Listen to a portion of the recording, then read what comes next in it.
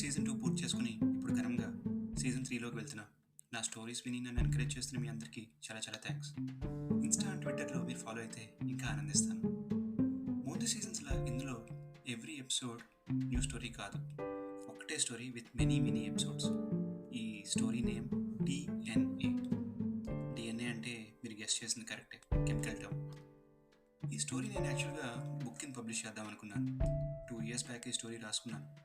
చాలామందిని అప్రోచ్ అయ్యా book publish చేద్దామని, కానీ ఎవరు హెల్ప్ చేయలేదు.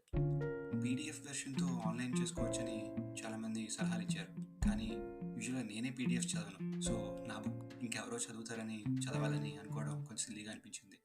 టు బి ఆనెస్ట్, నేను ఇప్పటిదాకా ఏ బుక్ కంప్లీట్గా చదవలేదు.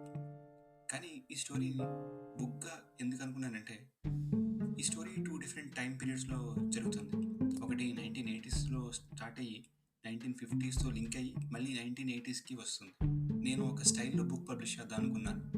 బుక్కి 2 సైడ్స్ నుండి పబ్లికేషన్స్ అంటే మీరు నార్మల్గా బుక్ ఓపెన్ చేస్తే చాప్టర్ 1 1980 స్టోరీ ఉంటుంది. చాప్టర్ 1 అయ్యాక మీరు బుక్ని రివర్స్ చేస్తే చాప్టర్ 2 1950 స్టోరీ ఉంటుంది. మళ్ళీ బుక్ని ఇనిషియల్ పొజిషన్ తిప్పితే చాప్టర్ 3 1980 స్టోరీ ఉంటుంది.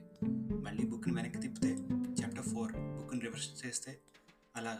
అంటే చాప్టర్ 2 తర్వాత చాప్టర్ 4, చాప్టర్ 1 తర్వాత చాప్టర్ 3, చాప్టర్ 5 ఇలాగా కొంచెం కన్ఫ్యూజింగ్గా ఉన్న కొత్త ఐడియాతో చదివే వాళ్ళకి స్టోరీతో పాటు ఈ ప్యాటర్న్ ఇంట్రెస్టింగ్గా ఉంటుందని ప్లాన్ చేశాను.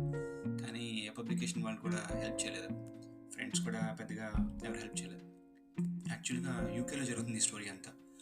లండన్కి ఆక్స్ఫర్డ్కి దగ్గరలో జరిగే సినారియోస్ ఇవన్నీ చాలా బాగుంటుంది. మీరు ఎవ్రీ ఎపిసోడ్ ఫాలో అవ్వాలి. మధ్యలో ఏదైనా ఎపిసోడ్ స్కిప్ చేస్తే స్టోరీ అర్థం కాదు, ట్విస్ట్స్ కూడా మిస్ అవుతారు.